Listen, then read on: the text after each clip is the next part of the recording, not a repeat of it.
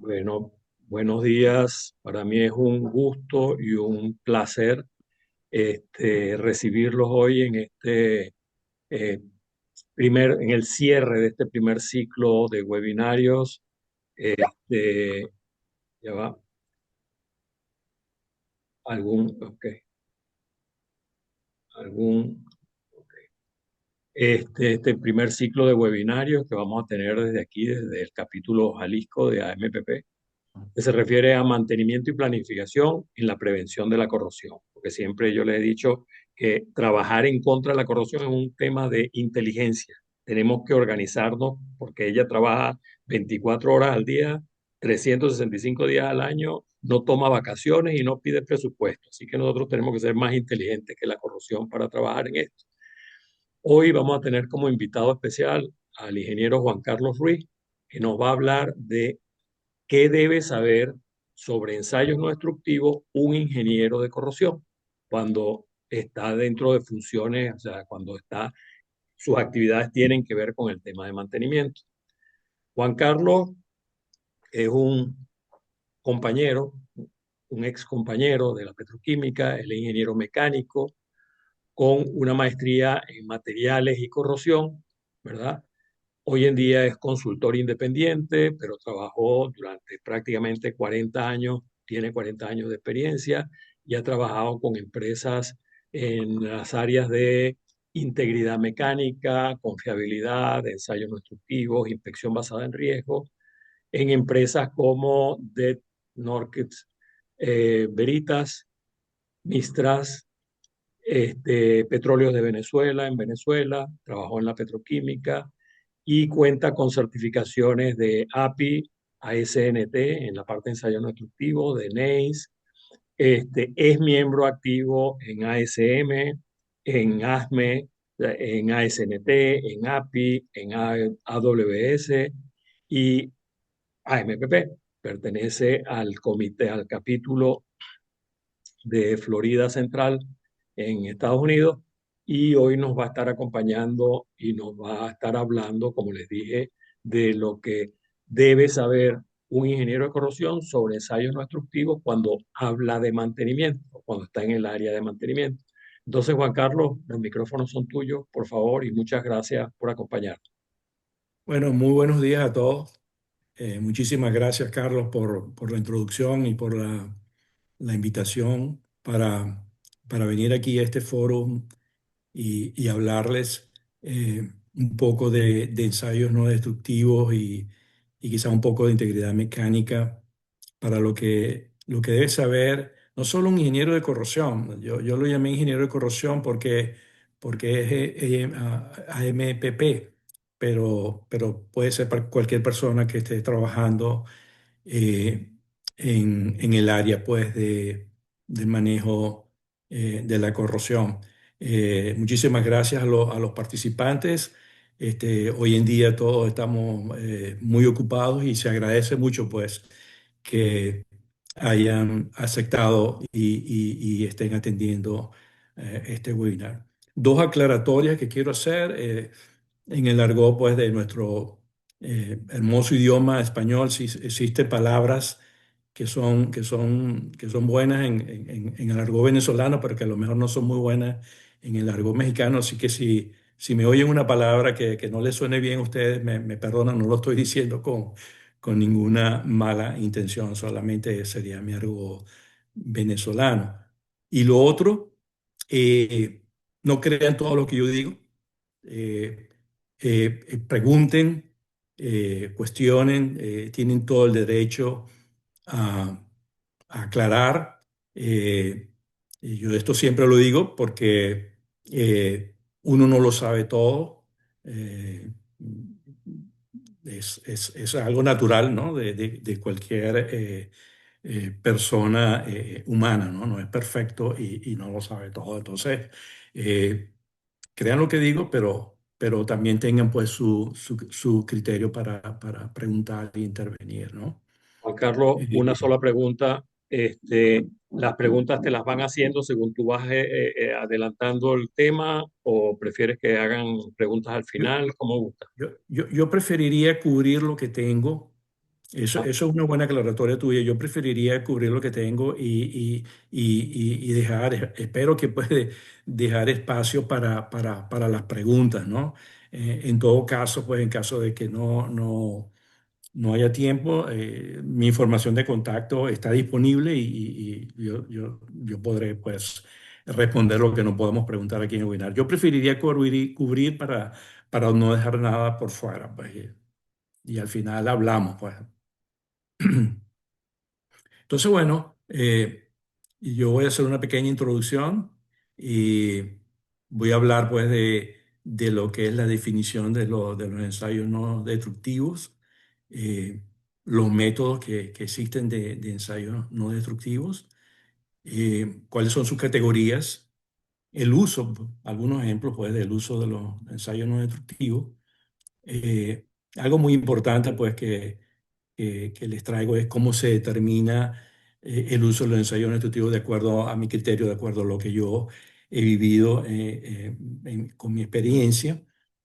Eh, el proceso de interpretación y evaluación de ensayos no instructivos es un proceso bastante importante, otro concepto que traigo y que me gustaría que se lo llevaran después de este webinar como algo pues que vieron aquí conmigo. El uso correcto de los términos técnicos. En nuestras conversaciones alguna vez usamos los términos, yo diría que de alguna manera alegre y no correcta. Bueno, traigo algunos términos que son del área de ensayo no destructivo y que me gustaría discutirlos con ustedes. Vamos a ver los 6 métodos más comunes, estos 6 métodos más comunes de acuerdo a mi criterio, eh, pero le voy a mostrar al menos 6 métodos de ensayo no destructivo. Y las conclusiones que podríamos formular aquí, también estoy abierto pues a oír otras conclusiones de esta conversación. El ingeniero de corrosión, su rol tiene que ver con mantenimiento. Y yo lo digo porque cualquier actividad en el manejo de la corrosión, eh, seguramente se va a necesitar la función de mantenimiento para implementarla. Un ejemplo pudiera ser eh, el uso de cupones de corrosión. Si estamos en la fase de diseño, la instalación de los cupones de corrosión, seguramente se va a necesitar la función de mantenimiento. O si se tiene un contratista, seguramente que ese contratista va a trabajar bajo la dirección de la función de mantenimiento. Entonces, el ingeniero de corrosión está íntimamente relacionado con mantenimiento y su actividad es intrínseca, no está ajena a lo que debería ser el mantenimiento de un activo. Eh, Cualquier decisión, cualquier recomendación que tenga el ingeniero de corrosión, seguramente su implementación va a llegar a la función de mantenimiento. Entonces, hay una interacción entre el ingeniero de corrosión y la función de mantenimiento. Él no está ajeno. Eh, en eso. Ah, el otro mensaje que traigo es que en el campo de la integridad mecánica con alguna frecuencia se especifican o se implementan los ensayos no destructivos no correctamente. Y es precisamente porque seguramente no se le dio chance o no se le dio cabida al ingeniero de corrosión, al ingeniero de materiales o al ingeniero de integridad en definir, en especificar cuáles deben ser esos ensayos no destructivos. Y lo que había mencionado, que se usan los términos pues no adecuadamente. ¿Qué es lo que pasa acá en Estados Unidos, ¿no? No sé si es el caso de México. Aquí se basa mucho en la responsabilidad, ¿no? Se le deja al nivel de 3 de ensayo no destructivo a definir el ensayo no destructivo a ser aplicado, porque esa es su responsabilidad. Y el ingeniero de corrosión, su responsabilidad es evaluar esos resultados del ensayo deductivo y determinar pues cuál es el nivel de corrosión o lo que se esté evaluando desde el punto de vista de corrosión. Entonces hay como dos silos separados donde no hay interacción y, y esa situación es la que yo he visto que lleva a especificar ensayos no destructivos no adecuadamente o incorrectamente. Bueno, mi objetivo aquí es proporcionarles los principios básicos y definiciones en ensayos no destructivos. No pretendo hacer algo muy detallado, muy específico en ninguno de los métodos, ni en ensayos no destructivos. Simplemente darle al ingeniero de corrosión, al ingeniero de integridad, al ingeniero de materiales o a cualquier persona que nos esté oyendo y esté en esta área, los principios pues, básicos y definiciones de ensayos no destructivos. Veremos los 6 métodos más comunes de acuerdo al criterio que yo pienso y proveerles de algunos conceptos para que tengan un criterio para argumentar el uso y los resultados de un ensayo no destructivo. Y yo había visto pues en los webinars anteriores donde Carlos eh, eh, pregunta pues a los estudiantes que intervengan, que pregunten y, y mi idea pues mi mensaje si tenemos estudiantes en la audiencia es que aprovechen a nosotros los que ya hemos recorrido esta autopista bien larga, pues, de la experiencia y del conocimiento a sacarnos, pues, esa experiencia y ese conocimiento que tenemos. Pero ustedes tienen algo que no tenemos nosotros. Y yo, por ejemplo, presentando esto, me siento como un poquito también con reserva porque ustedes tienen un conocimiento fresco. Yo me gradué en el año 81, 82 y ustedes tienen un conocimiento pues, más actualizado con un gap de 40 años, ¿no? Entonces, ustedes tienen un valor bastante importante y la idea pues que lo complementen con nosotros, pues lo que hemos recorrido un poco pues esa autopista del conocimiento y la experiencia. ¿Qué son los ensayos no destructivos? Para mí es un proceso. Es un proceso para inspeccionar, probar o evaluar materiales o componentes. Más adelante le voy a explicar por qué es un proceso que se usa pues para detectar discontinuidades y también características de los materiales. Hay ensayos no destructivos que se usan de una manera totalmente diferente a la que conocemos, que son para determinar propiedades de los materiales. Y su ventaja principal es que la aplicación de un ensayo no destructivo no afecta pues, la utilización de la pieza. Contrario a los ensayos no destructivos, se usan para determinadas propiedades físicas, mecánicas y químicas, pero destruyendo la pieza. Una vez que se hace un ensayo destructivo, no se puede usar la pieza. Algunos de los ensayos incluyen resistencia al impacto, ductilidad, tenacidad a la fractura, esfuerzo de fluencia, esfuerzo último a tensión y resistencia a la fatiga. Entonces, en esta foto, pues, tenemos a alguien haciendo unas partículas magnéticas, quizás un recipiente a presión, ¿verdad? Aquí tenemos a otra persona haciendo líquidos penetrantes a una estructura metálica. Y después que el ensayo destructivo se aplica acá a la pieza, si no hay ninguna discontinuidad que se considere un defecto, ah, puede ser utilizada. En este caso, pareciera que es una probeta de soldadura sometida a tracción, que bueno, estamos probando aquí, pues, quizás cualificando un procedimiento de soldadura, pero bueno, es un ejemplo que después de esto, esta pieza, pues no se puede usar este pedazo de lámina.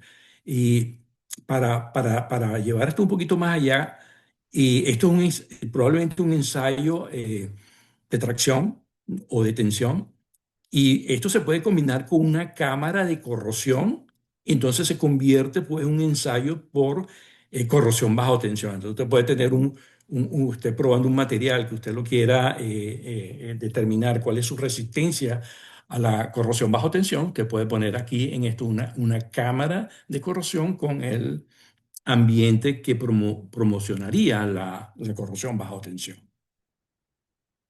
algunos métodos de ensayo no destructivo, esta lista puede que no esté actualizada, y me perdonas que está en inglés, pero tiene una razón. Am, pero bueno, aquí hay una lista de 15 ensayos no destructivos, emisión acústica, ensayo electromagnético, ensayo para fuga, líquido penetrante, partículas magnéticas, fuga de campo magnético, radiografía, ultrasonido, visual, que lo considero yo muy importante, ah, ondas guiadas. Esto es un ejemplo por el cual yo puedo decir que, o digo que esta lista a lo mejor no está actualizada porque, ¿qué es lo que pasa? Tenemos métodos de ensayo no destructivo y tenemos técnicas de ensayo no destructivo. Estos dos términos quisiera pues que lo tomáramos y no lo usáramos tan alegremente como dije al principio. Dentro de los métodos hay técnicas y dentro del método ultrasonido, las ondas guiadas era una técnica del método de ultrasonido, ahora es un método.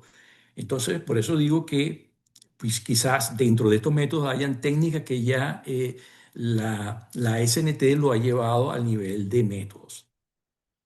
Aquí, bueno, una persona quizás conocida haciendo ultrasonido, un montaje para haciendo radiografía, emisión acústica de un recipiente no metálico.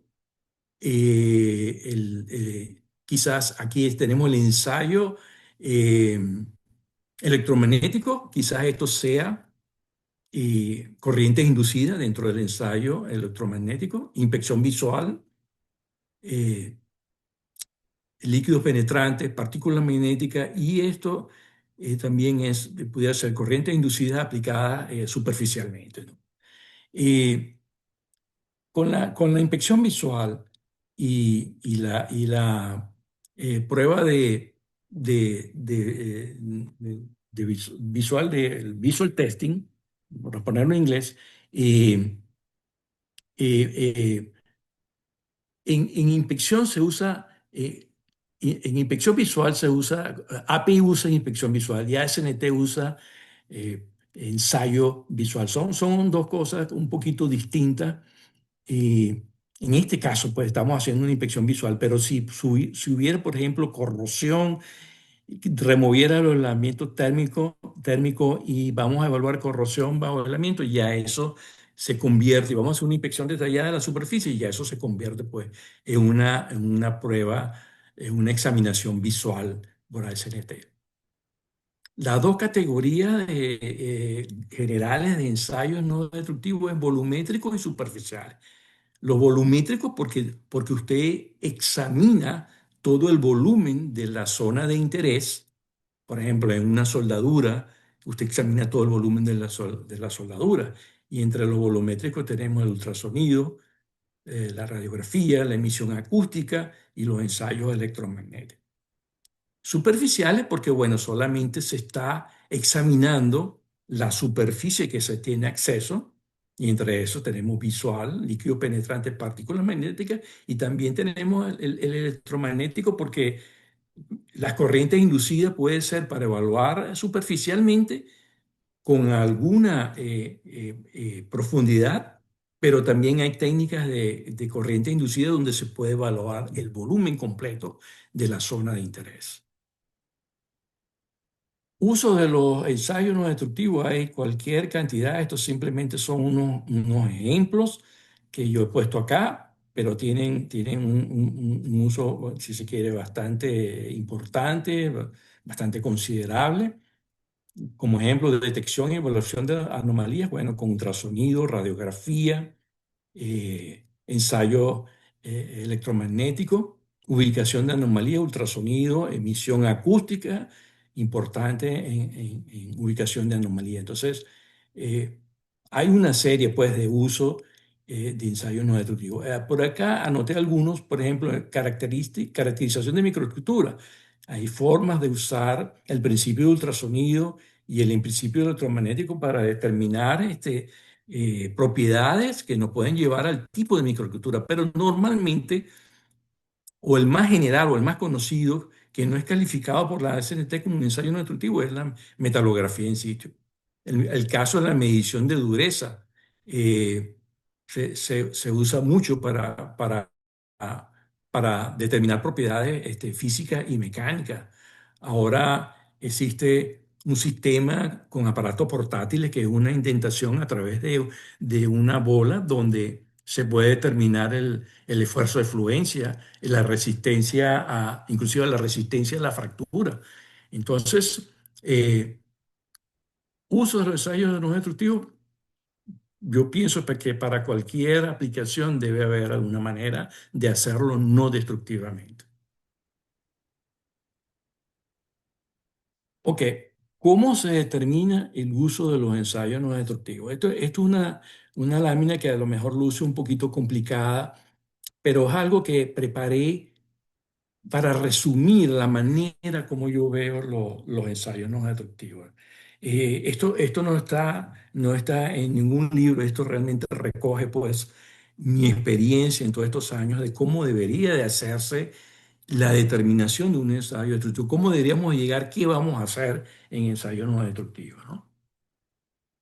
Porque no es simplemente un procedimiento, tener un procedimiento, preguntarle a la persona de ensayo no destructivo qué vamos a hacer y dame el procedimiento y ejecute ese procedimiento y nosotros como ingenieros de corrosión, como ingenieros de materiales, bueno, esperar que se haga el ensayo no destructivo y esperar los resultados. No, es un proceso que comprende tres partes principales, pues. La condición del componente, ¿verdad? Si es nuevo o si ha estado en servicio, algunas consideraciones para definir pues, el ensayo no destructivo y luego la determinación de cómo se va a seleccionar o definir el ensayo no destructivo. Entonces, para el material, si es nuevo, si es en servicio, pero ¿cuál es su origen? ¿Cómo ha estado almacenado?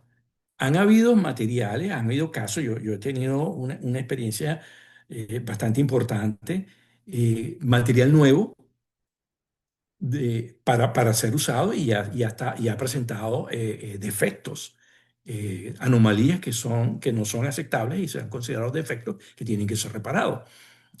Una de estas experiencias que yo he tenido los tuvo para un horno de reformador primario, una planta de amoníaco, fueron fabricados en España. Cuando llegaron a Venezuela, al complejo petroquímico de Morón, fueron almacenados con una protección definida por el ingeniero de corrosión y a mí como inspector de equipo me pidieron que diseñara un plan para su recepción en el almacén, ¿no?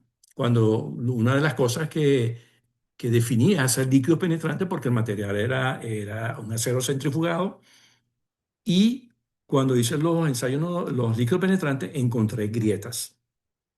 Y se hizo un análisis y pareciera que el transporte y la forma como vino en el barco indujo corrosión bajo tensión. Entonces fue un material nuevo, pero su origen, su forma de almacenamiento se debe conocer.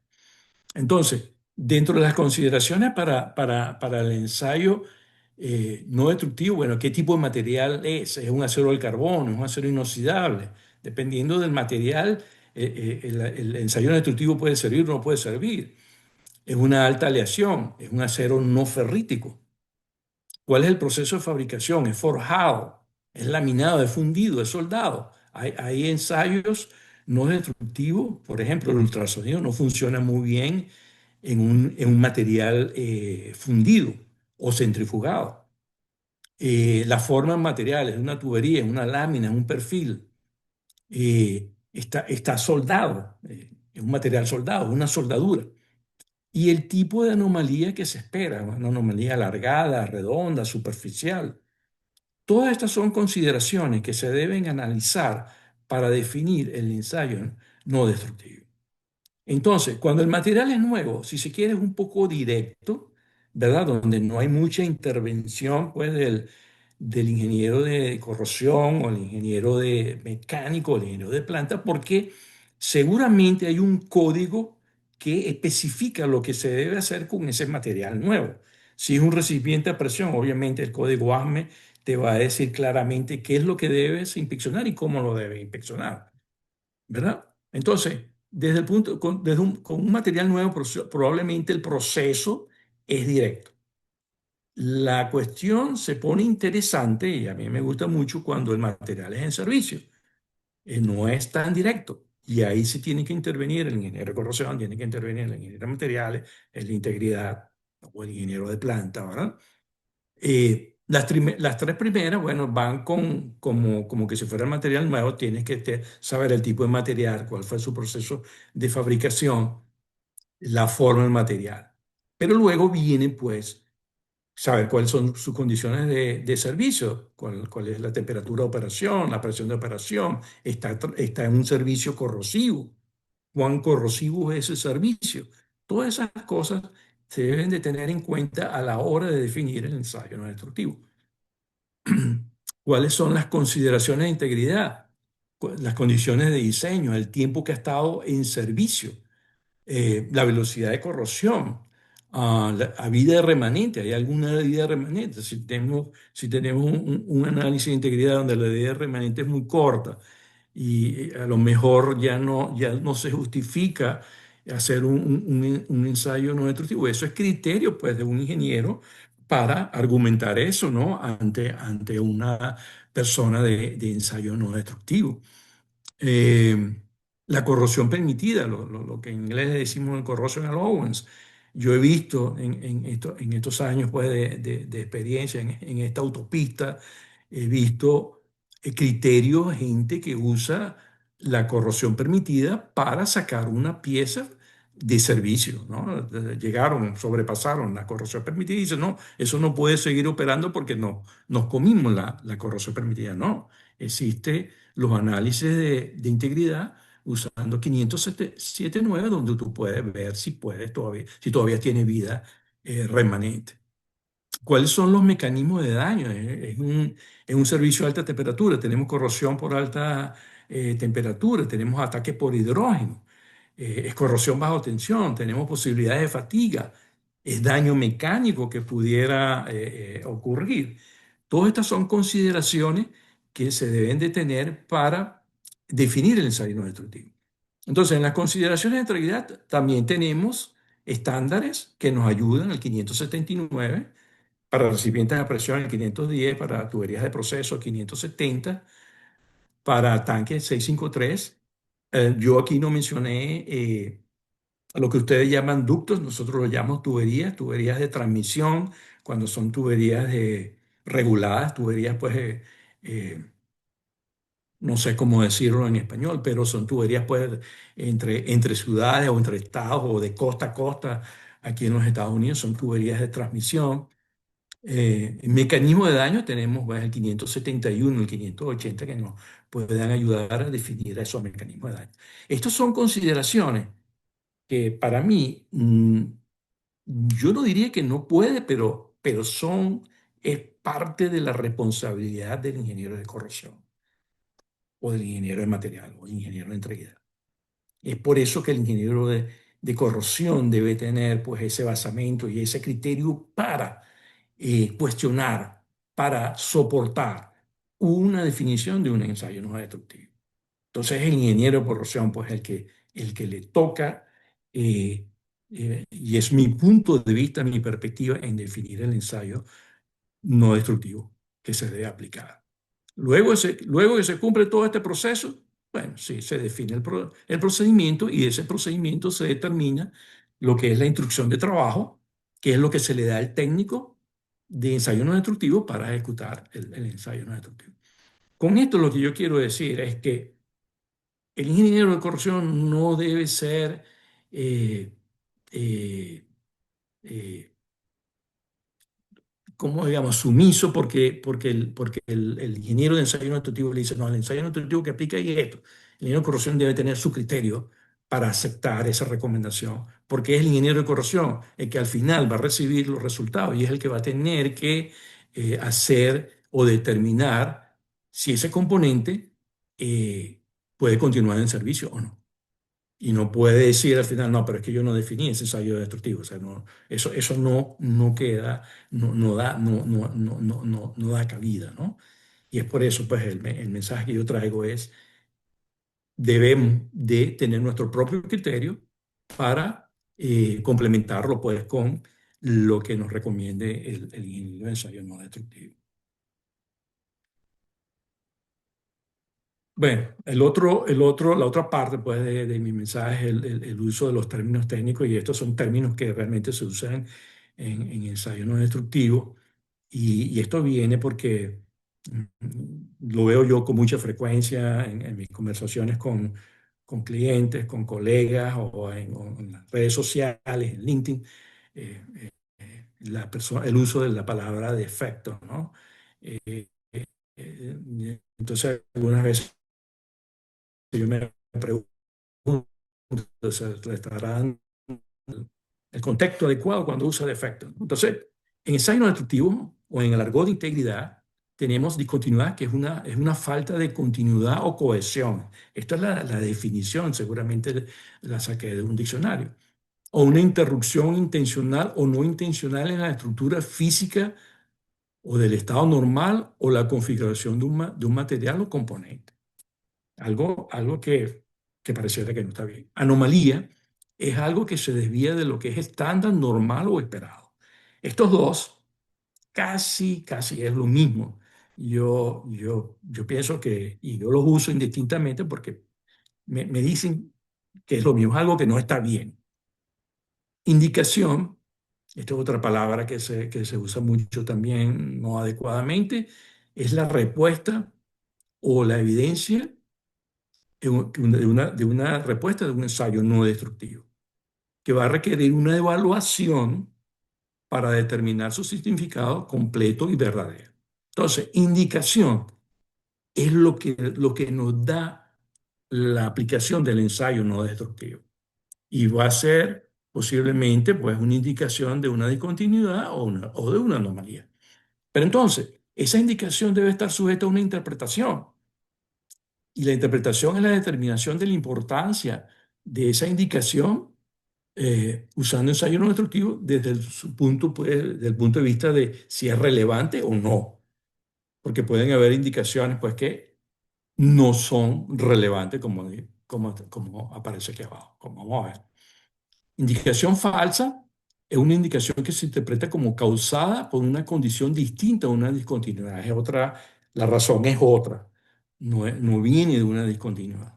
Indicación relevante es una indicación de una discontinuidad, pero que requiere ahora una evaluación con respecto a una norma, con respecto a un criterio pues, de aceptación o rechazo.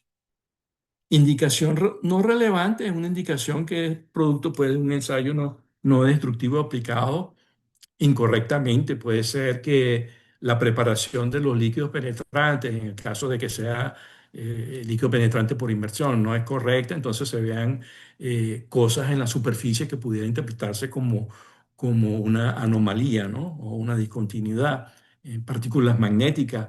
eh, cuando yo era la autoridad de desayuno destructivo para DNB en Columbus, y me llegaban los técnicos del laboratorio, ellos querían hacerlo en las partículas magnéticas sin mi soporte, porque bueno, porque yo era muy caro o algo así. Entonces me llegaban, me llamaban a preguntarme, mira, esto es una indicación o una anomalía o es algo verdadero. Entonces, en partículas magnéticas es muy común eh, ver indicaciones no relevantes o indicaciones falsas. Eh, entonces, y les traigo estos conceptos es porque existe uno que es usado pues muy, yo diría pues alegremente por ponerle alguna palabra, ¿no? Espero que no sea una ofensa, pero yo oigo mucho, no, el defecto, entonces, pero bueno, pero ese defecto es realmente un defecto o es una anomalía. Entonces, evaluación es el proceso en el cual se determina la magnitud y la importancia de una discontinuidad. Después que la indicación de ensayo intuitivo, no intuitivo se ha interpretado como relevante. O sea, tú pasas al proceso de evaluación después que dices que la discontinuidad es relevante. Y la evaluación determina si el componente debe rechazarse o aceptarse. Defecto es una discontinuidad cuyo tamaño, forma, orientación o ubicación la hacen perjudicial para el funcionamiento de un componente. Es algo que no es aceptable, algo que no está bueno, ¿verdad? Excede los criterios de aceptación de una especificación o código. Algunas discontinuidades pueden no afectar el funcionamiento del objeto y por lo tanto no constituyen defecto. Usted con un ensayo no destructivo puede encontrar algo, una porosidad que puede ser aceptable, no va a causar ningún daño. El componente puede operar con esa porosidad. Ahora, si consigue algo lineal, ahí sí, ¿verdad? Que tiene que pararse muy bien porque algo que aquí en Estados Unidos no se puede decir grieta, aquí hay que decir discontinuidad lineal. Y hay que verlo muy bien porque grieta sí es verdad que es algo que es un defecto desde que nace por naturaleza, ¿no?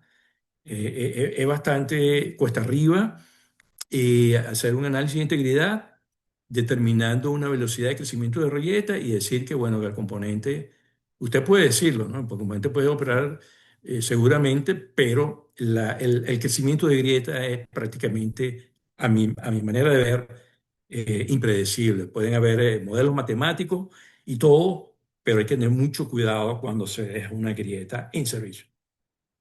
Bueno, todos los defectos son discontinuidad, perdón, sí, todos los defectos son discontinuidades, pero no todas las discontinuidades son defectos. ¿Ok? Vamos a verlo aquí de manera gráfica. Entonces, aplicamos el ensayo no destructivo, ¿verdad? Si hay una discontinuidad o una anomalía, o vamos a tener una indicación supongamos que en la pantalla de ultrasonido, y ahora les muestro un ejemplo. Vemos algo en la pantalla, bueno, eso es una indicación. El técnico interpreta, porque ese es él es el que está haciendo el ensayo, es el que nos tiene que decir si eso es falso, si no es relevante o si es relevante. Él es la autoridad ahí. Ahí sí es verdad que no nos metemos, ¿no?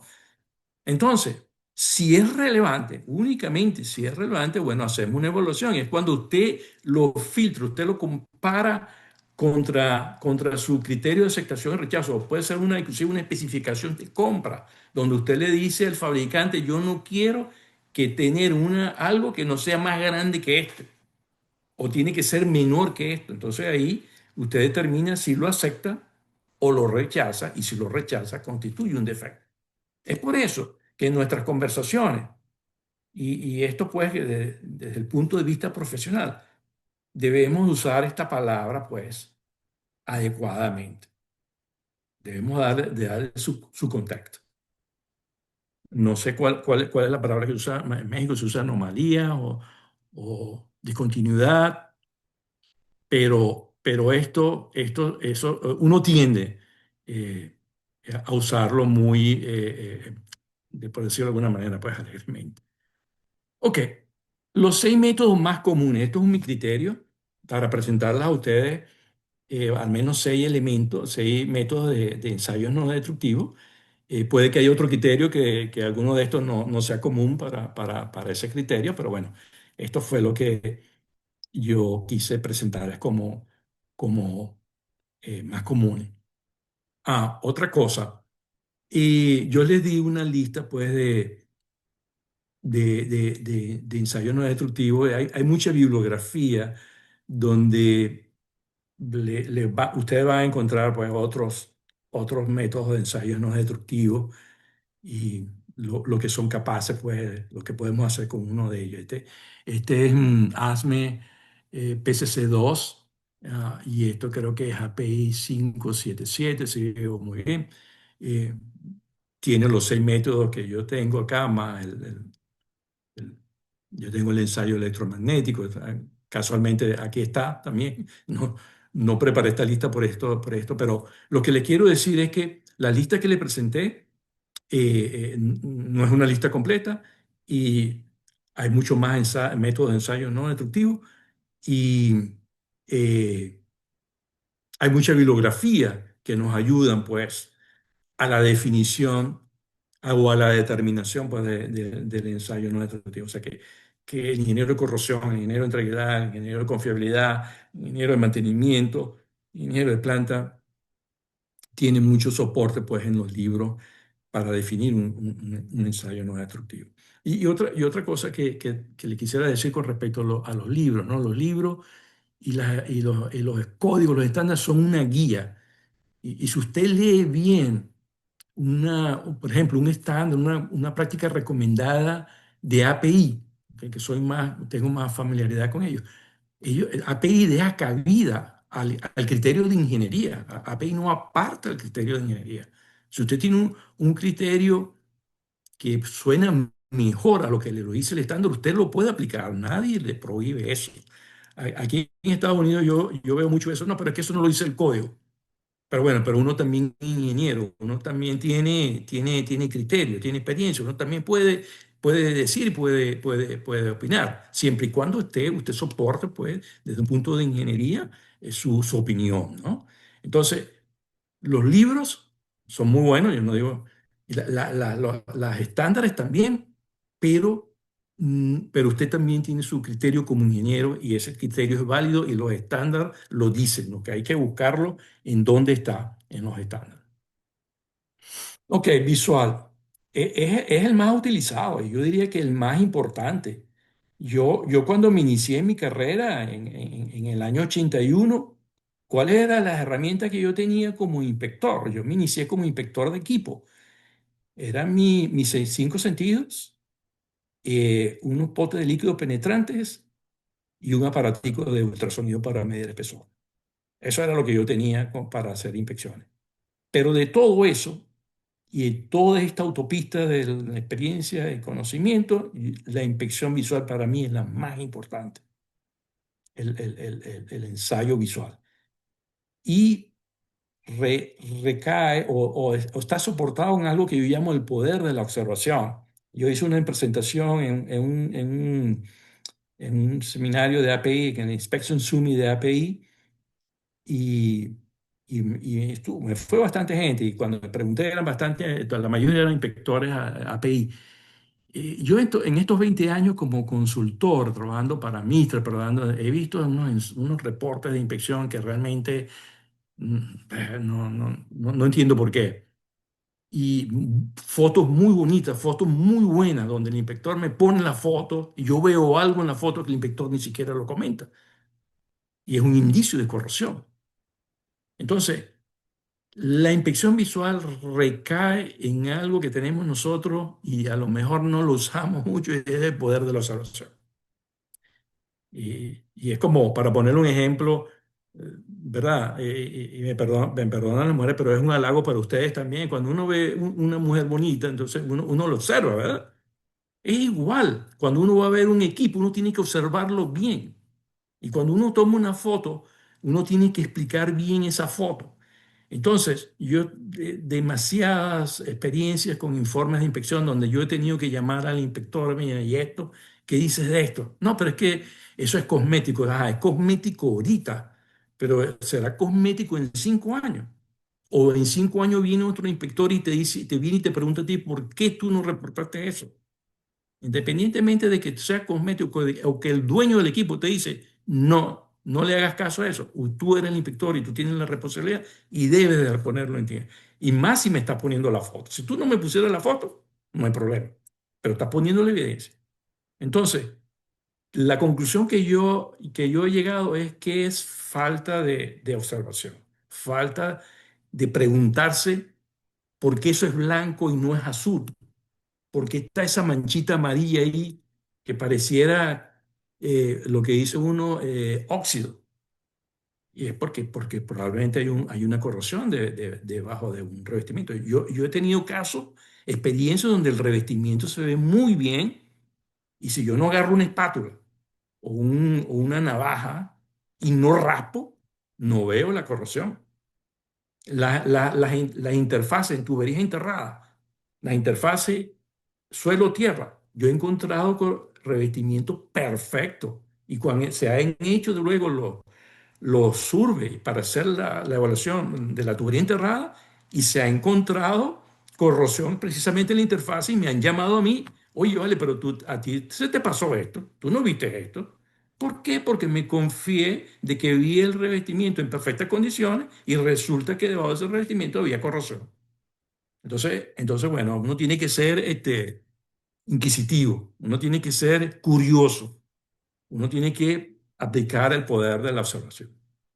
Bueno, y yo digo que es importante porque cada ensayo, uno usa la vista, pues uno para hacer los demás métodos de ensayo no destructivo. Y la inspección visual o examinación visual implica pues, el examen visual de una superficie para evaluar la presencia de discontinuidades superficiales o el estado de un componente. Usted no puede ir más allá pues, de la superficie. Y existen dos técnicas, el examen visual directo y el examen visual remoto. Y eso es por el acceso que se tiene para llegar a la superficie. Si el acceso es suficiente o es insuficiente. Cuando es suficiente, bueno, si podemos poner nuestra vista a menos de 60 centímetros de la superficie, aquí hay un esquema que creo que viene del 577, a menos de 60 centímetros de la superficie y a un ángulo pues que no sea menor de 30 grados. O sea, si usted está en esta zona, usted está haciendo una examinación visual directa con respecto a la superficie. En este caso, pues, vamos a suponer que esta distancia aquí es 60 centímetros, ¿verdad? Y se ve pues que está más de 30 grados. Y él está usando aquí una lupa. Eso está bien, eso está permitido. Todavía sigue siendo una examinación directa. Pero en este caso no. En este caso pareciera que se está usando un boroscopio. La persona introdujo el boroscopio, un recipiente a presión por una de las boquillas y está viendo la superficie externa, está haciendo una examinación de la superficie interna, perdón, indirectamente. Esas son las dos técnicas pues, de la inspección visual. Líquido penetrante, bueno, cuando aplicamos un fluido de muy baja viscosidad, que es el penetrante, a una superficie de la pieza, de una pieza, y que penetra pues, en la fisura o en los huecos abiertos a la superficie por la acción capilar. Eh, Aquí hay una condición pues, para los líquidos penetrantes que la anomalía, la discontinuidad tiene que estar abierta para que el líquido pueda penetrar.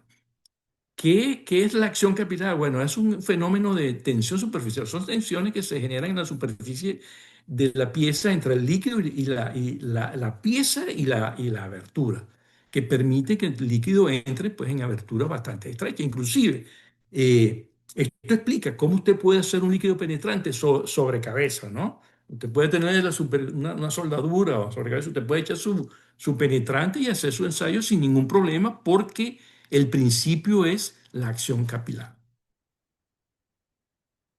Puede hacerse en materiales magnéticos y no magnéticos. No son muy buenos en materiales muy porosos porque la interpretación es bastante difícil. Hay muchas eh, indicaciones no relevantes. La discontinuidad del material debe estar abierta a superficie, condición importante, o sea, como si algo está cerrado, usted no lo va a ver con un líquido penetrante. Hay dos tipos, visibles y fluorescentes. Visibles, bueno, cuando se ven en la luz normal o la iluminación eléctrica normal, hay unas condiciones, de acuerdo a los estándares, unas condiciones de luminosidad que se deben de cumplir para que usted pueda hacer sus líquidos penetrantes, ¿no? En este caso es visible, ¿verdad? Ya que hay una discontinuidad lineal. Los fluorescentes, bueno, requieren lo que nosotros llamamos pues, la luz negra o luz ultravioleta para poder servir, para que la anomalía pueda ser vista. En este caso estamos aplicando visible, estos son los pasos, un esquema, me perdona que está en inglés, pero la superficie tiene que estar limpia. Aún así, o sea, cuando decimos limpia, libre de grasa, de cualquier materia extraña que pudiera interferir la penetración del líquido en la discontinuidad. Aún así, usted tiene que limpiarla con el solvente que viene con el kit de líquido penetrante. Tiene que remover el exceso, tiene que aplicar el penetrante, eh, hay un tiempo estipulado de que dejar el penetrante que actúe dentro de la discontinuidad, remover el exceso de penetrante, ¿verdad? Y debe dejarlo de esta manera para luego aplicar el revelador y hacer su interpretación, ¿no? Eso aquí cuando vemos esto, hacemos la interpretación. En líquidos penetrantes no es conveniente. Usted puede medir, pero es algo que no es muy preciso, pues, esa medición. Si tiene una discontinuidad lineal, si tiene una discontinuidad redondeada, usted puede medir para tener una idea, pero eso no es cuestionable, ¿no? Es cuestionable. Simplemente yo los veo como para decir que está la discontinuidad y para tener una idea de su dimensión. Las partículas magnéticas es otro principio, es cuando los, mm, eh, los dominios magnéticos de los materiales tienen una propiedad magnética cuando son ferromagnéticos, ¿verdad? Tienen algo que se llama dominio magnético, que cuando usted lo magnetiza, usando un campo magnético, esos dominios se alinean y se crea un polo como un magneto, ¿no? Un polo norte, un polo sur, donde ellos se orientan. Y el principio se crea un flujo de campo magnético a través de la pieza, si sale de la pieza, vuelve a entrar a la pieza, y si hay una discontinuidad que rompe ese flujo de campo magnético y usted pone la partícula magnética sobre esa discontinuidad, ahí se va a reflejar pues la indicación de la partícula magnética. Entonces, el principio es usando pues las propiedades magnéticas del material, magnetizándolo de manera de que se alineen y formen los polos. Y si hay una discontinuidad, va a haber una fuga de campo magnético y se aplica usted partículas magnéticas, usted va a ver la indicación. Se puede usar solamente en materiales ferromagnéticos, en materiales que no son magnéticos, no tienen esa propiedad, no se pueden magnetizar. La discontinuidad también tiene que estar abierta en la superficie. Con las partículas magnéticas usted puede evaluar discontinuidades subsuperficiales, pero no es su fuerte, no es un criterio que se debería usar para definirla. Yo diría, yo siempre recomiendo que la continuidad tiene que estar abierta, e inclusive recomiendo libre de pintura para evitar dudas cuando venga la interpretación. Existen también, como los líquidos penetrantes, visibles fluorescentes y existen secas y húmedas. Entonces, esta combinación forma técnicas de partículas magnéticas. Luego viene por el tipo de magnetización, o sea, están los props, no sé cómo se le dice eso en español. Está el jog y existen diferentes tipos de magnetización, longitudinal, circular y multidireccional. Estos fueron diferentes tipos de, de manera de hacer de pasar la corriente a través de un conductor de la pieza. Por ejemplo, un eje, si usted le enrolla un alambre, usted va a que la circulación de la corriente es circular porque es un coil, pero la corriente que se genera en la pieza es longitudinal. Eso es importante saberlo cuando se define el ensayo por partículas magnéticas. Aquí hay un ejemplo, pues, usando partículas secas. La pieza también hay que limpiarla. Se le introduce el flujo de campo magnético a través de la magnetización, en este caso usando un jog. Eh, la magnetización no solamente en una sola posición del jog, usted tiene que mover el jog y ya le voy a explicar, ¿no? Entonces, aquí se está aplicando la partícula magnética, ¿verdad? Bajo el campo magnético, se remueve el exceso, eh, aquí se está usando como una bombita pues, de aire para remover el exceso bajo el campo magnético. Luego se hace la interpretación. Entonces, y al final del ensayo hay que hacer una desmagnetización, hay que volver la pieza a su estado inicial porque esto pudiera traer problemas si la llevamos al sitio o la ponemos en servicio. En caso de tuberías, si vamos a hacer una soldadura y la pieza está magnetizada, va a haber problemas cuando se vaya a hacer la soldadura. En ejes puede haber problemas pues, en en la unión de los ejes con los cojinetes. Entonces, ¿por qué digo que hay que rotar el yoke? Porque la indicación, la mejor posición para ver una indicación es que esté perpendicularmente al flujo de campo magnético. Entonces, aquí usted tiene, por ejemplo, una soldadura y usted pudiera, pues, pudiera tener, por ejemplo, una indicación lineal o una anomalía lineal, ¿verdad? Que si usted mantiene el yoke en esta posición, pudiera no verla y tendría que entonces rotar el yoke y ponerlo perpendicular a la soldadura para que pudiera, pues, ver su indicación, su anomalía lineal, pues, verla de una mejor si es perpendicular al flujo de campo magnético. Ultrasonido. Bueno, este es el más usado. ¿Y en qué consiste? ¿Cuál es el principio? Bueno, tenemos un equipo que genera una señal eléctrica que es transformada en energía mecánica a través del traductor y el sistema, pues el sistema está conformado por, eso se llama pulsador y receptor porque él genera la energía y también la recibe. Tenemos la pantalla del equipo, tenemos los cables, tenemos los traductores o palpadores, ¿no? En este caso tenemos un palpador de haz recto y en este caso es un palpador de haz angular. El principio es que este equipo genera una señal eléctrica que viaja a través de los cables, llega al traductor, el traductor la transforma en energía mecánica a través de ondas de ultrasonido que se generan, eh, eh, se mueven a través del material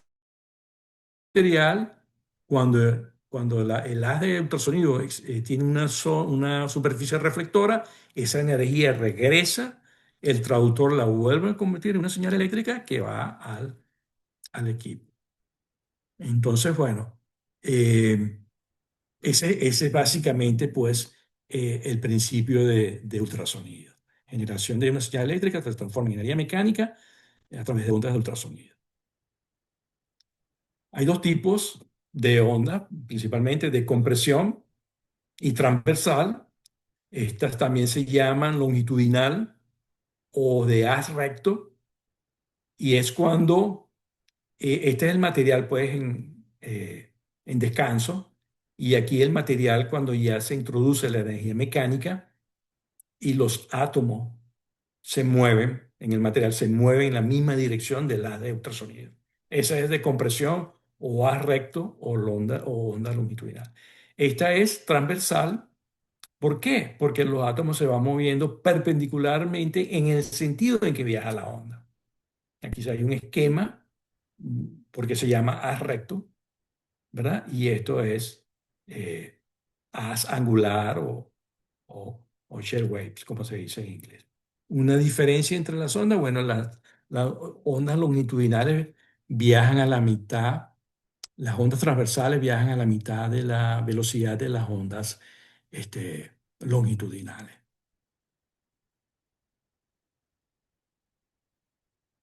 Tipos de escaneo en ultrasonido tenemos básicamente tres de ellos. Yo no estoy poniendo aquí el de Phase Array, pero tenemos el escaneo por el A-scan o el B-scan o el C-scan, me perdonan en inglés, pero es el término más común.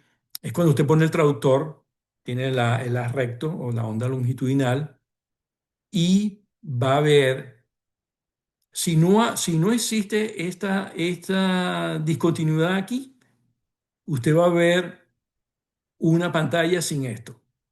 Va a haber, aquí no está, va a haber un pico inicial, nosotros llamamos pico inicial, y pico de fondo, que es el reflejo de todo el ultrasonido cuando llega a la superficie de fondo.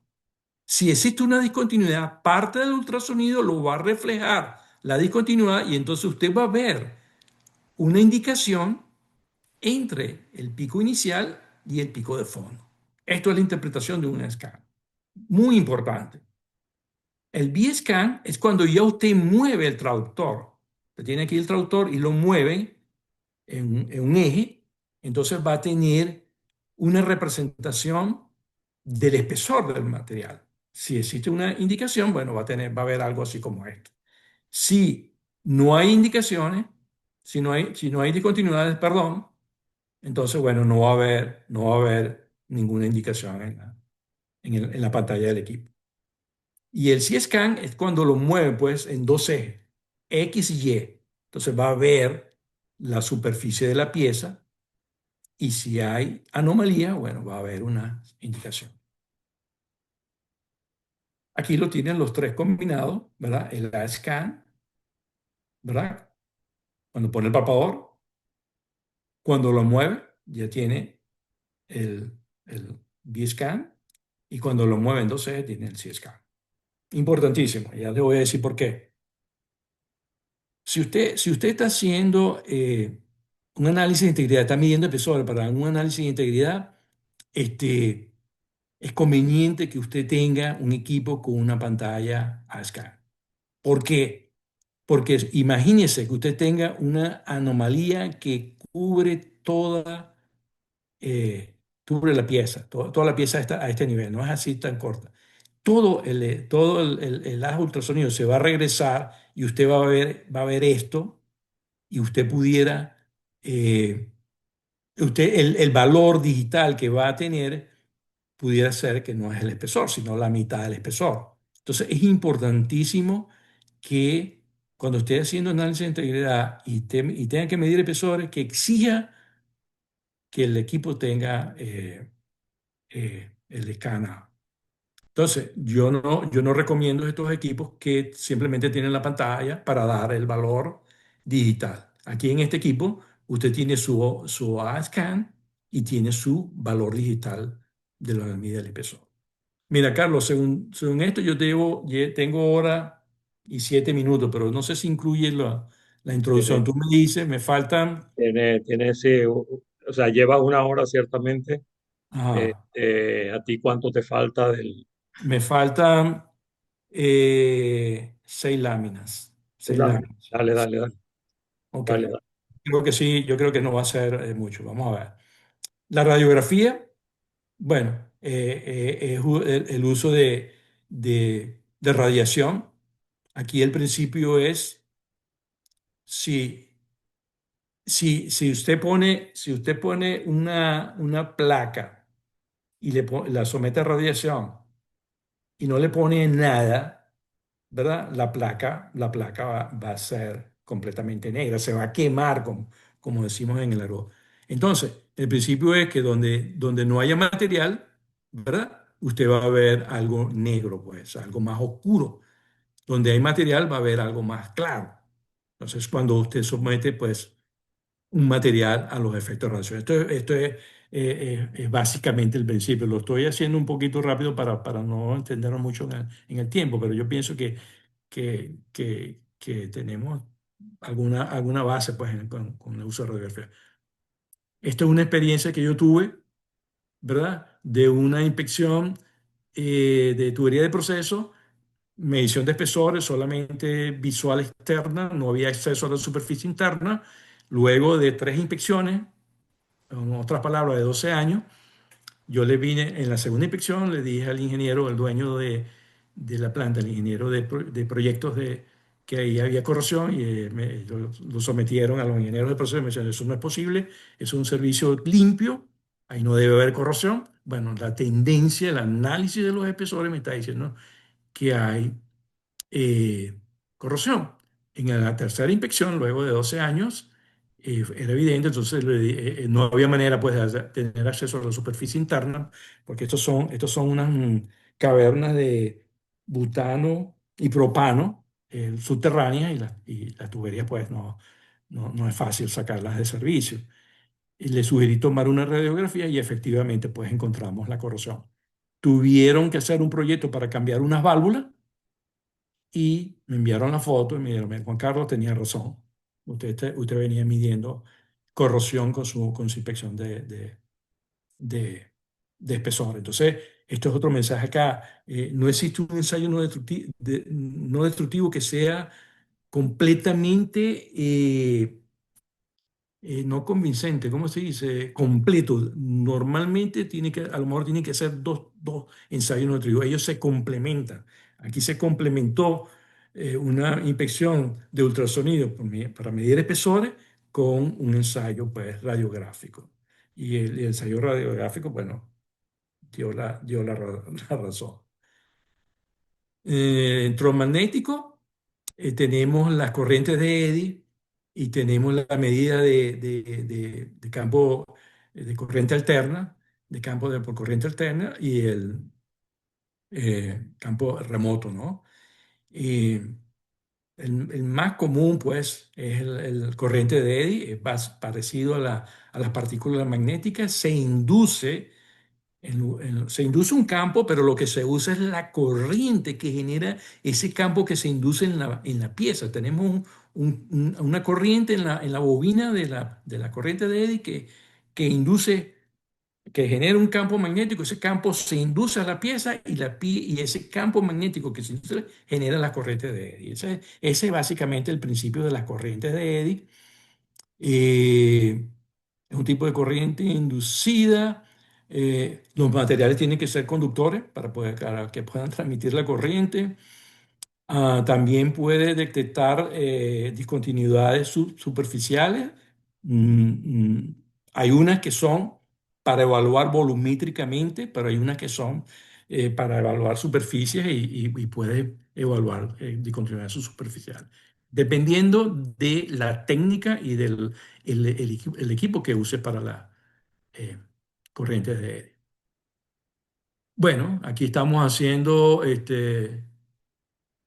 corrientes de un intercambiador de calor. Estamos haciendo ensayo volumétrico porque estamos examinando el espesor completo del tubo y aquí estamos haciendo, la probeta es totalmente distinta. Estamos haciendo corrientes de aire superficiales. Conclusiones, bueno, esto es lo que tengo para ustedes. Pienso que los ensayos no destructivos es una herramienta muy valiosa que normalmente se aplica cuando se ejecuta mantenimiento, ¿verdad? Y para evaluar integridad y confiabilidad de activos, ¿no? Yo lo correlaciono con mantenimiento porque esa es la experiencia que yo tengo. Yo no puedo ir a una planta en servicio y aplicar un ensayo no destructivo. Yo tengo que evaluar primero si es factible hacer el ensayo nutritivo y si es seguro hacerlo, ¿no? Entonces, normalmente se hace pues cuando hay una oportunidad de mantenimiento, donde si tengo un programa de monitoreo de corrosión o de manejo de corrosión y tengo que hacer un ensayo nutritivo, bueno, aprovecho una actividad de mantenimiento. Por eso es lo que decía al principio, el ingeniero de corrosión no está ajeno pues a la función de mantenimiento. Los ensayos no destructivos es importante en la evaluación de componentes antes y durante el servicio. Este, el ingeniero de corrosión, el ingeniero de materiales desempeña un rol importante, por eso que yo opino que está interrelacionado con mantenimiento y los conocimientos pues, de los principios básicos del ensayo no destructivo pues, le permite opinar, aceptar la selección y el uso de los ensayos no destructivos y los usos térmicos, el uso de los términos técnicos debería ser pues una cualidad consistente entre nosotros los profesionales. Eso pues es lo que les traigo hoy a ustedes, pues. Perdonen la extensión, pero no sé. Está bien, don Juan Carlos. Bueno, Este, ¿hay alguna pregunta de parte del grupo? ¿Algún comentario? ¿Algún aporte? ¿Alguna pregunta muy sencilla? ¿Alguno de ustedes ha tenido que trabajar? Por ejemplo, Jessica el otro día hablaba de medición de espesores de tanque. O sea, ¿alguno de ustedes ya por lo que por lo que nos comentó eh, Jessica la vez pasada, pues sí han utilizado ensayos no destructivos. Entonces, me atrevo a preguntar qué tipo de experiencia, qué resultados han tenido, en qué casos lo han utilizado, un poco para que aporten a todo lo que Juan Carlos nos compartió.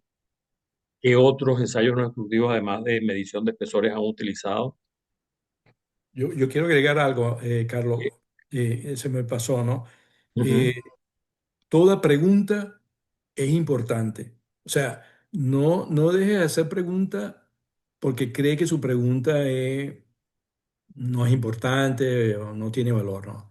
ahí, En toda esta autopista de la experiencia y el conocimiento, toda pregunta es importante. Lo peor que uno puede hacer, la peor gestión que uno puede hacer como profesional es dejar un- una discusión técnica, salir de una sala de una discusión técnica, con duda. una pregunta que quiso hacer y no la hice porque me dio temor o me pareció que no era importante. Toda pregunta es importante.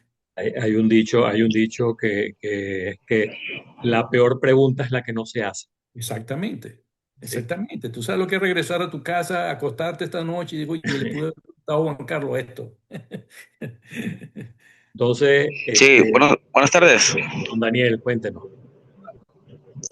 Sí, mira, por ahí un aporte en cuanto a los ensayos no destructivos, más comunes, como bien dijo, es con base a su experiencia.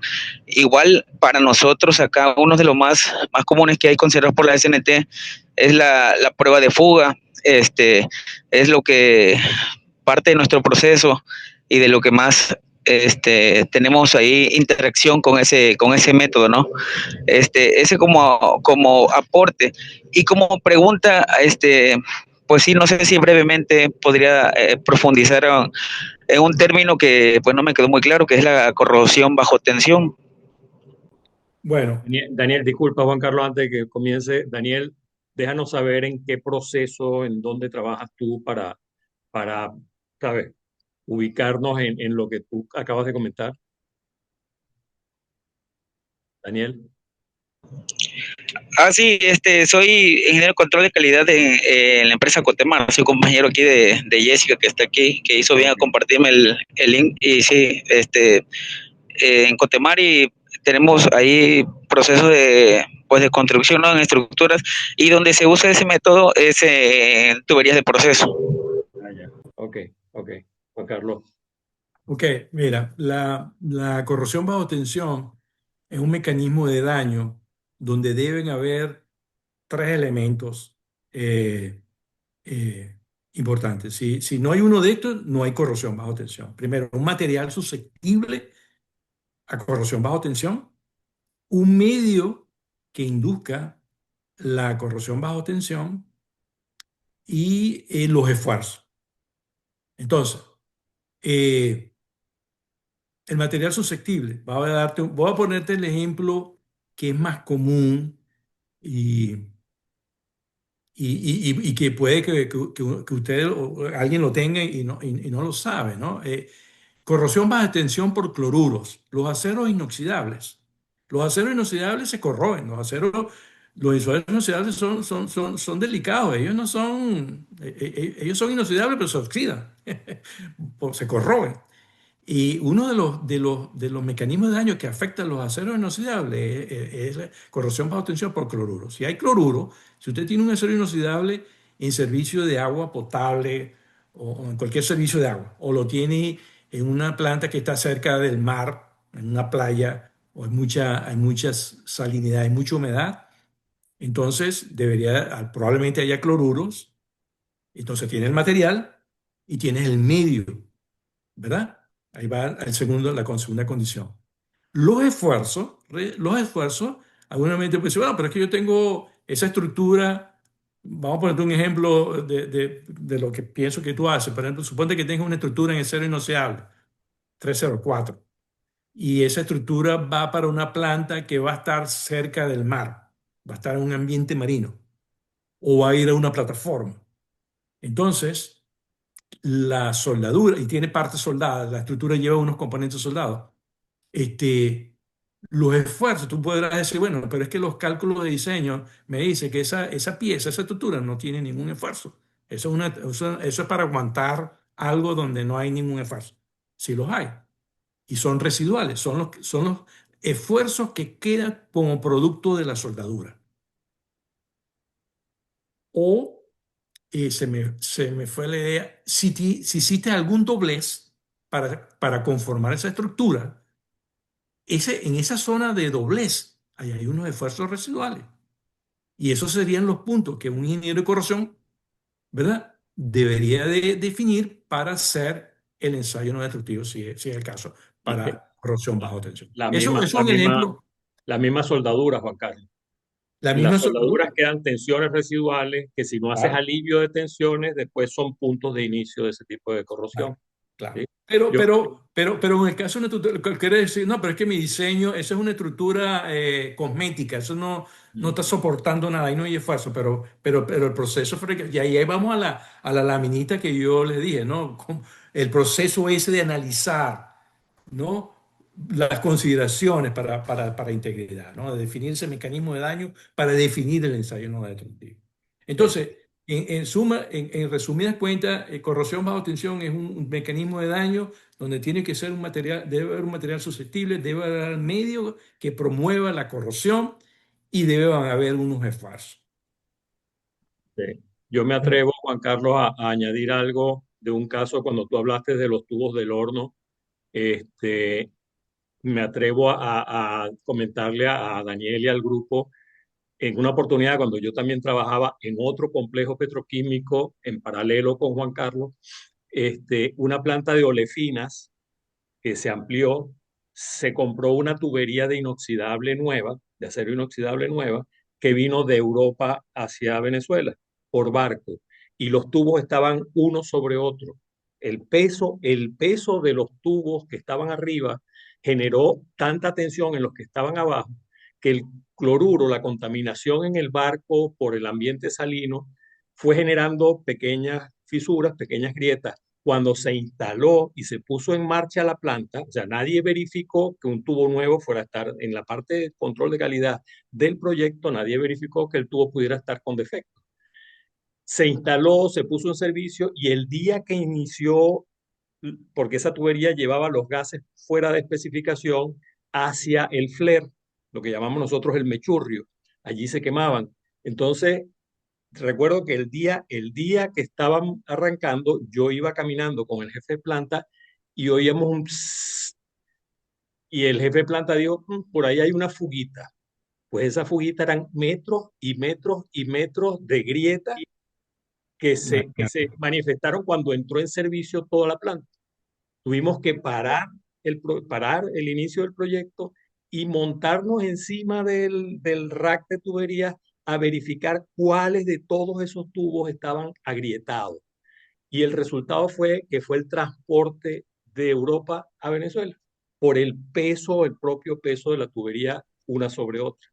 Sí. Entonces, y recientemente también tuvimos un problema aquí en una tequilera de una tubería inoxidable, recién instalada la semana empezó a fugar tequila caliente. Entonces todo el mundo, ¿qué pasó? La tubería es mala, el que la instaló mal. Resulta que había sido la solución que se usa para higienizar, para sanitizar, la usaron en el doble de la concentración y generó un problema de corrosión bajo tensión, precisamente porque la tubería colocada en el rack también tiene zonas de deflexión y eso es un... Entonces nosotros tenemos que ver un poco más allá, como ingenieros de corrosión tenemos que ver un poco más allá de todo lo que puede pasar. Daniel, no sé Sí. si te aclaramos o te confundimos más. No, muchas gracias, clarísimo. Muchísimas gracias. Tengo una Qué bien. pregunta, Carlos. Carlos, Por Euler favor, Jiménez, por favor. tengo una Qué pregunta por bueno. aquí. Un poco tarde, pero si me permite. Claro, claro. Ahora que hablaste de mechurrio o antorcha, Ajá. Juan Carlos, siempre es recomendable, pregunto, que el material de que está construido los pilotos de una antorcha sea idéntico o muy parecido al material de la antorcha misma, o podría ser de un material de menor calidad? Bueno, ahí realmente no conozco muy bien el detalle, pues, de los dos componentes, pero lo que me atrevería a decir es lo siguiente. Yo respondería de esta manera. Lo que esté en contacto o lo que esté en servicio o lo que esté expuesto a alta temperatura, y ahí tendré que pensar yo en una aleación para servicio a alta temperatura. Si esa parte, si ese componente no está en la zona de alta temperatura, pudiera ser otro material. Ahora bien, entra otro elemento. Por eso es que el ingeniero de corrosión es importante dentro del elemento, que es la corrosión galvánica.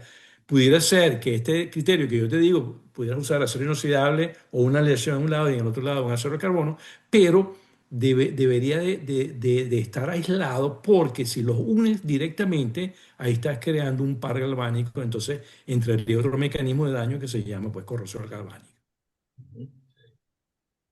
Bueno, gracias, Juan Carlos. Realmente, bueno, las tuberías de los pilotos no están adheridas, siempre hay una distancia con respecto a la tubería de la antorcha, la Ok. tubería de mayor diámetro de la antorcha.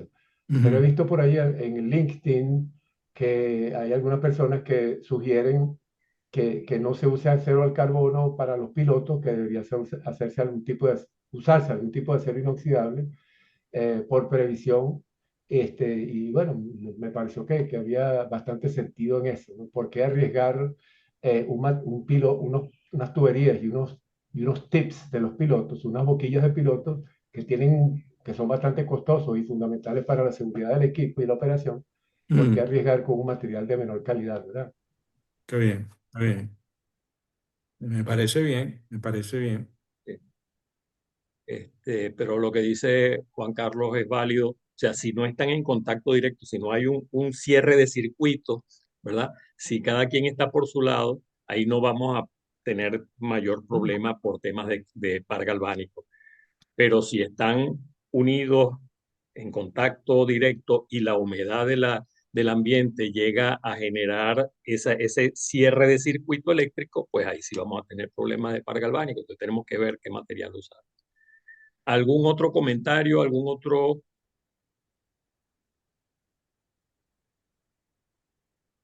Juan Carlos, yo me atrevo a sugerir en la lámina donde nos hablaste de la, ¿cómo se llama? Cómo determinar el uso de un ensayo no destructivo o no. En esa lámina, las primeras que presentaste, yo me atrevería a colocar como mis inspecciones normalmente son dentro de espacios confinados, son dentro de calderas. Ujú. Para elegir el ensayo no destructivo, yo colocaría ahí la accesibilidad, Me parece bien.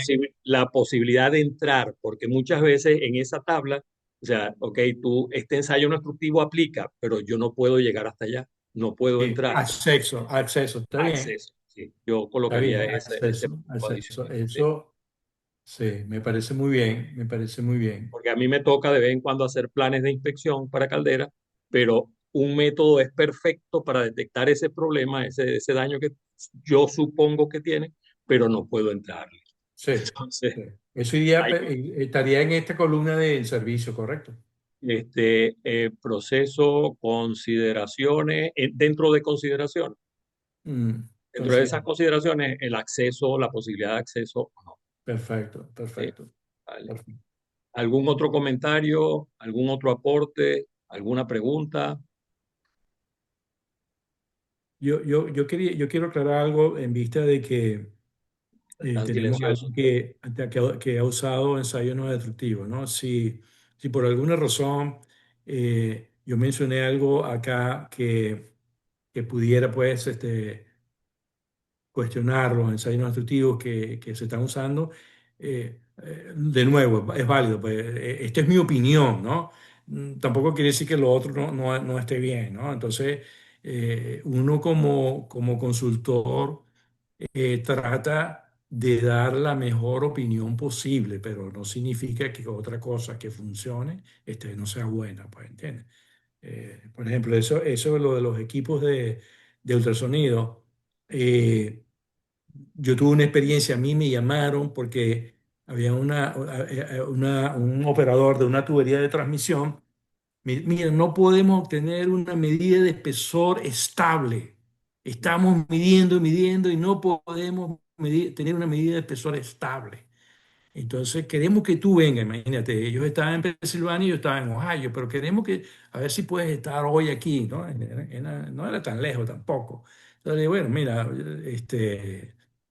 puede ser mañana en la mañana, para preparar el equipo, prepararme, analizar un poquito qué es lo que vamos a hacer, darme tiempo para hacer un plan. Entonces, preparé mi equipo de ultrasonido, qué tipo de equipo de ultrasonido me iba a llevar, ¿no? Me llevé mi equipo de ultrasonido con mi pantalla de iScan y efectivamente cuando llegué allá, ellos tenían un equipo de medición digital solamente, ¿no? Entonces, y ellos no podían explicar. Entonces, mira, aquí lo que pasa, entonces le muestro la pantalla, aquí lo que pasa es que tú tienes unas inclusiones acá. Entonces, cada vez que mueves esas inclusiones, esto es un acero, eh, ¿cómo se dice? Como un acero, yo no lo quiero decir porque Euler me va a caer encima, no un acero como nosotros, un acero viejo, ¿no? De vintage. Este, que en esa oportunidad se llamaban aceros sucios porque traían mucha impureza Inclusiones. en el acero. Y eran inclusiones, ¿verdad? Entonces, claro, cuando tú ponías el palpador, te daba una medida, apenas lo movías un poquitico y te daba otra medida. Entonces ellos estaban como locos y yo le dije, mira, aquí lo que está pasando es esto. Tú tienes aquí incluso, esto es un acero sucio. Entonces, bueno, queremos cortar. Entonces, bueno, yo no sé, yo puedo seguir escaneando y escaneando y a lo mejor vamos a llegar a China, si el acero es el mismo, vamos a llegar a China, pues. Entonces, eh, lo que quiero decir, pues, que hay que tener la recomendación es que hay que pensar un poquito más allá de lo que estamos usando y si lo que estamos usando realmente nos está dando los resultados que queremos y se está aplicando el ensayo no destructivo adecuadamente, pues. Porque aporto otra vez, o disculpa que interrumpa, porque no es solamente el mecanismo de daño que puede estar ocurriendo, o sea, la corrosión, pero es que la corrosión que nosotros podemos tener puede ser generalizada y yo mido en cualquier punto y estoy perdiendo espesores, pero puede ser localizada y yo voy a medir en ciertos puntos donde no hay corrosión, pero donde sí lo hay, va a haber espesores pequeños. Entonces, si yo no me muevo, si yo no hago un scan, lo más probable es que yo diga, todo está bien, yo medí espesores, todos los espesores están bien, y 3 semanas después haya una fuga. Mira, tremenda inspección hizo Juan Carlos, que midió Ya. espesores y no consiguió las fugas, no consiguió los puntos con defectos que había. Entonces, hay que ver en función del modo de falla que nosotros esperamos, de esa corrosión, esa pérdida de espesores, si es localizada, si es por colonia, si es generalizada, tenemos también que elegir el ensayo no destructivo que vamos a utilizar. O sea que es muy importante la colaboración del ingeniero de corrosión, esa visualización del sistema, de en qué se usan esas tuberías, cuáles pues, los históricos anteriores de Mm. fallas, o sea, cuáles han sido las fallas anteriores para uno elegir ese ensayo no destructivo también, ¿no? Todo eso son puntos, y esa parte de las inclusiones también, y entonces ya nosotros como ingeniero de corrosión hay inclusiones. Esas inclusiones pueden servir como par galvánico para generar problemas de corrosión en la superficie. Entonces, tenemos, digamos, que llevar un poco más allá. Nuestro aporte tiene que ser más eh, eh, como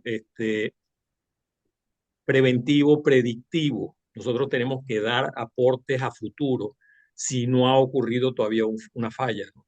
Eso, por aquí tengo a la señorita Hane, creo yo que está escribiendo en el chat. No sé si tenga micrófono para que nos explique qué es lo que quiere decir. Porcentaje de acuerdo al servicio, tipo de discontinuidades que queremos encontrar. Si pudiera activar su micrófono. Anne, Anne González. Sí, Hola, buenas tardes, ¿sí me escuchan? perfectamente. Hola, mucho gusto. Mi nombre es Jane González, también de la empresa Cotomar. Sí, he escuchado un poco aquí de todo lo que están exponiendo, la verdad es muy interesante. Igual también me he certificado en la empresa como SIT 1 y me parecen muy interesantes estos webinars. En la empresa vemos desde la parte de corrosión hasta la iniciamos con la parte de prefabricados. Actualmente yo veo prefabricados y mi compañera Jessica ahorita está calificando los pintores. Eh, Nosotros determinamos nuestros planes de inspección o nuestros PNDs de acuerdo por así que al diseño, a los requerimientos del cliente. Hacemos un plan de inspección para ver qué tipo de pruebas no destructivas le vamos a aplicar, de acuerdo al porcentaje del servicio, qué es lo que queremos encontrar. Como ya sabemos, los PNDs pues encuentran discontinuidades superficiales, subsuperficiales, volumétricos. Pues depende de para qué va a ser utilizado así que la estructura, ya llámese estructural o tubería, si va a ser calificado con ATME o con AWS. Entonces, de eso determinamos los PNDs y también de acuerdo a nuestro plan de inspección. Estoy a la hora para retroalimentar a estos temas.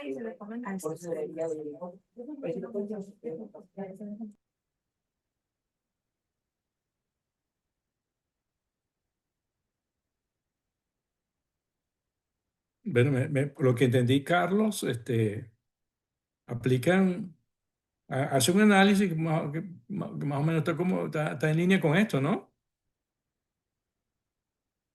No, Carlos, tienes el micrófono. Perdón. Sí, sí. Sí, ellos hacen todo un análisis conceptual de qué van a ensayar en función del elemento que van a inspeccionar, en función del servicio que va a tener, o sea, interesante. Me Interesante. parece bien, me parece bien. Oye, me alegra eso, ¿no? Sí. Me alegra eso. Todo lo que ella expuso, tiene sentido, pues, y me gustó mucho, me gustó lo que están haciendo. Y esos son para instalaciones nuevas, Jane. Entiendo que son estructuras, ¿no? Sí, en la empresa vemos diferentes contratos, llámese tierra, bordo, y con diferentes compañías. No tenemos Eni, Pemex. Los requerimientos son diferentes para cada uno de los contratos. Y algunos se establecen de hecho, todos se establecen desde el contrato, ¿no? ¿Qué tipo de porcentaje? Algunas son a precio usado, precio unitario, entonces todo depende de cuál es la estructura. Pero todos sin duda alguna comienzan con un plan de inspección, el tipo de servicios, los requerimientos contractuales, pues todo partimos desde ahí. Y nuestros programas implican, pues ahora sí que el análisis por parte de ingeniería de si es estructural, si es de proceso, qué tipo de cargas, y conforme a eso, pues ya se establece el plan de inspección de pruebas no destructivas, Perfecto, así como el perfecto. porcentaje. Sí, algo de lo que mencionaste, estamos hablando de esto, pues, de especificaciones, de compras, de contratos, ¿no? Así es correcto, todos establecen. Qué bien, qué bien. Los felicito, Jane. Los felicito, yo también. Yo Muy, también. muy interesante, muy Muchas bueno. gracias. Sí, Muchas gracias. Veo que se divierten haciendo el trabajo. qué Sí, la bien, verdad es que, Eh, sí, Les bueno, resulta entretenido. sí, así es. qué Sobre bien. la parte estructural, pues todo desde que se apertura una ingeniería, desde el análisis de qué inspecciones, qué tipo de normas, los materiales, especificaciones, Qué bien. seguimiento y entrega al cliente, y vemos la parte integral también de lo que es protección anticorrosiva. Déjame hacerte una pregunta, porque como le dije, esto lo puse yo aquí para este webinar.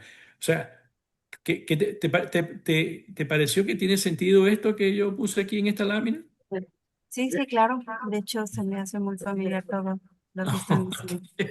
Oye, mira, ya con eso Misión cumplida. me alegro bastante, me alegro bastante porque eso lo preparé para este webinar, pues poniendo todo ese, porque no es que alguien venga y diga, no, tenemos que hacer radiografía, tenemos que hacer ultrasonido, no, pero acá un momentico, eso no es así. Oh, claro que no. Sí, y después, sí, más que todo, si hay un ingeniero del otro lado, no voy a decir que sea de corrosión, yo dije corrosión porque esto es MPP, es el que tiene que después hacer, porque eso también me ha pasado a mí, ¿no? Como ingeniero de integridad, los inspectores hacen las inspecciones, hacen los ensayos nutritivos, no me consultan, no se preparó un plan de inspección que pasó por mis manos, entonces después me llega eso a mí, yo tengo que, como decimos nosotros en Venezuela, enderezar el tuerto. Tratar de ver con el inspector, si tengo acceso al inspector, de darle sentido a lo que tengo en mis manos para poder hacer un análisis de integridad decente y poderle entregar eh, algo aceptable pues, al usuario, ¿no? Claro, si nos vamos un poco más allá, pues toda esta parte la podemos ver desde que comienzan las licitaciones. Perfecto. Su servidor estuvo en la parte de licitaciones, integración de precios unitarios, integración de propuestas técnicas. Entonces, viéndolo desde otra perspectiva, pues todo se analiza Qué desde bien, qué bien. el precio. Me alegro. Los felicito, pues. Me alegro. Bueno, Carlucho, tienes el micrófono. Otra vez, otra vez. Entonces, nada, Juan Carlos, muchas gracias. Muy, Siempre a orden. muy agradecido de parte de todo el grupo, de toda la junta directiva de AMPP Jalisco, de Sí. parte de todos los participantes presentes. Tuvimos 20 personas presentes durante el webinar. Fue un gusto saludarte de nuevo y bueno, no sé, Andrés, ¿quiere dar algún saludo de despedida? Pues nada más agradecerles como siempre la presencia de todos, porque si no es por ellos esto no se haría. Entonces, aquí siguen siendo bienvenidos. Vamos a tener más webinars y en cuanto tengamos ya los folletos de los demás webinars se los hacemos llegar. Juan Carlos, muchísimas gracias. Siempre a la Tener, orden. tener Siempre. gente como tú siempre es un honor para nosotros y principalmente aprender de ustedes, Muy este, bien. que son la mejor enseñanza que puede haber. Perfecto. Muchísimas gracias. Fue un honor para mí también. Un placer haberlos conocido. Bueno, a Carlos de hace mucho tiempo, pero haberlos ayudado y soportado pues con estos webinars y siempre quedo a la orden pues para... Muchísimas gracias. eh, Ahí está el buen León, el buen Leo, nos está saludando también, Leo. Leo. Saludos, saludos. Parte de la mesa directiva también de con nosotros. Muy bien, muy Sí, bien. Sí, aquí sí, sí. andamos. Bueno, entonces, Bueno, Juan Carlos, de nuevo, muchas gracias. Leo, ¿algún Muchísimas gracias. comentario? Leo, ¿algún comentario de No, pues cierre? muchas gracias. La verdad es que nos dedicamos pues básicamente a lo mismo, solamente que nosotros no vemos API, solo AWS, entonces sí, muy completa toda la presentación. Digo, muchísimas gracias por ahora sí que transmitirnos toda la experiencia. qué bien. Gracias, gracias. Bueno, pues siempre a la orden, pues un placer. Leo, Muchísimas gracias. Gracias. Ah, pues, gracias. bueno.